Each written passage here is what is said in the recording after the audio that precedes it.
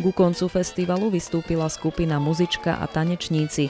Po nej si diváci mohli zaspievať piesne s takmer 100-členným Terchovským symfonickým orchestrom.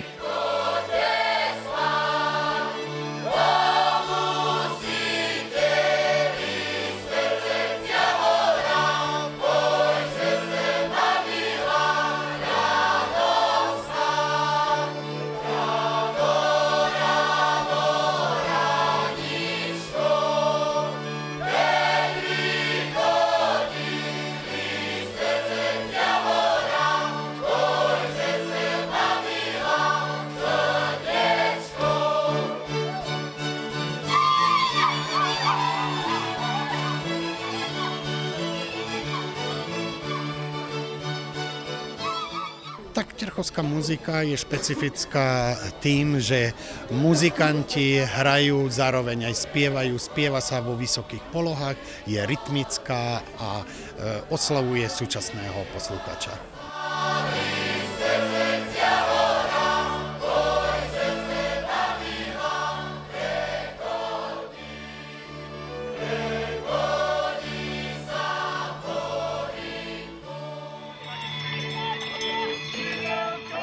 V nedeľu predpoludním sa po uličkách Terchovej predvádzali furmani s vyzdobenými vozmi. Malí i veľkí muzikanti vysadli na vozy a ukazovali živé tradície obce pod Rossudcom. Samozrejme, že vozový sprievod viedol legendárny Juraj Jánošík. Vozový sprievod, hovorí sa, že to je najväčšia paráda terchovských oslav Jánošíkových dní. To je taká rarita už od roku 68. To sú rebríňaky, drevené kolesa a železné rafy. Čiže to sa volá rafové vozy aj. Je tam ten hluk tých rafov, tých kolies po tom asfalte a je tam do toho teraz tie zvonce a tá muzika, tie spevy. To je jeden najkrajší a najväčší orchester, aký vôbec na svete môže byť.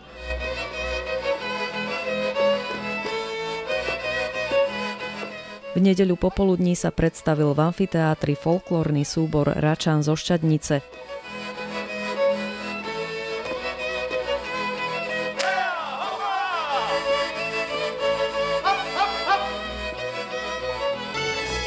Z Liptovského Mikuláša, kde popravili Juraja Jánošíka, pricestoval folklórny súbor Vrbové prútie, ktorý predviedol svoj repertoár.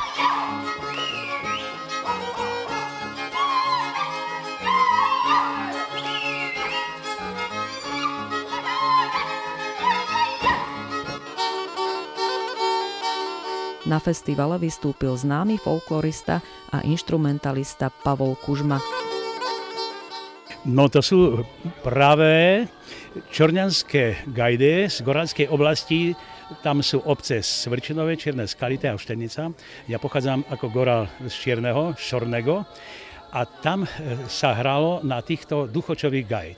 Tieto duchočové gajdy sú v podstate jedinečné v tom, že majú 6 dierok, okrem gorálskych gajd, ktoré majú 7 dierok na gajdici, a majú tzv. Duchoč.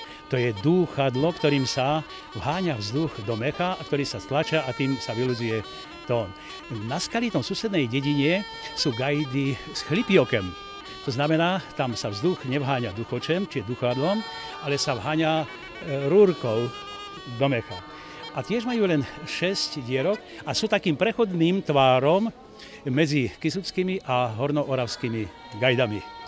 Zagraj mi, muzyczka, piknie do kolecka, lebo mi tu przyszła moja galaneczka.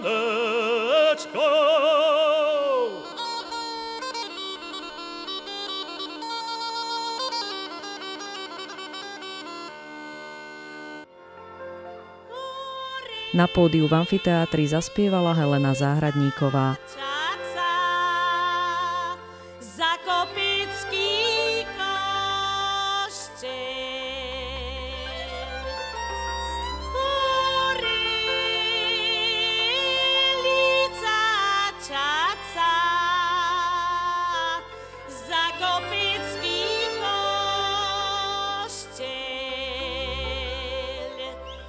Pridám tebe, milá,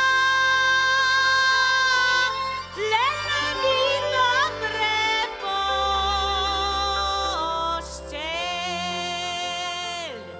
Ja som ešte v roku 1967, keď som prišla pôsobiť do Žiliny, tak som bola v súbore Rosutec, ktorý teraz slaví svoje 50. okrúhliny.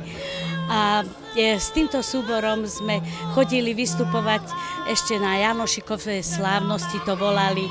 Bolo to pod Grúňom na Pasekoch. Bolo to niečo nádherné, bolo to takej krásnej prírode, v lone prírody.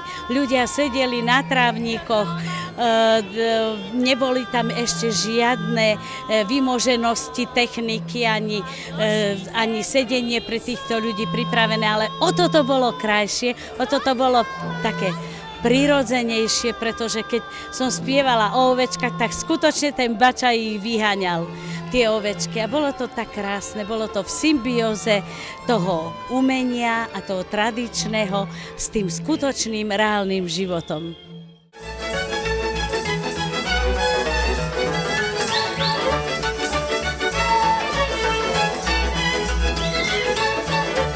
To, že sa spájajú tradície so životom tu v Terchovej, niet pochýb. Takmer v každom dome sa spieva alebo hrá na hudobný nástroj. A keď folklórnu atmosféru chcete zažiť na vlastnej koži, príďte na Jánošíkove dni. Uvidíte a budete počuť hudbu zapísanú do Svetového dedičstva UNESCO. Terchová, Terchová, jak ťa hory kryjú, jako keď nevestu do čapca zavíjú.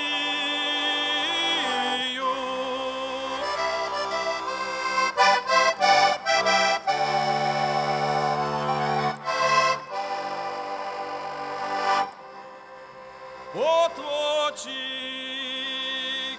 bystručky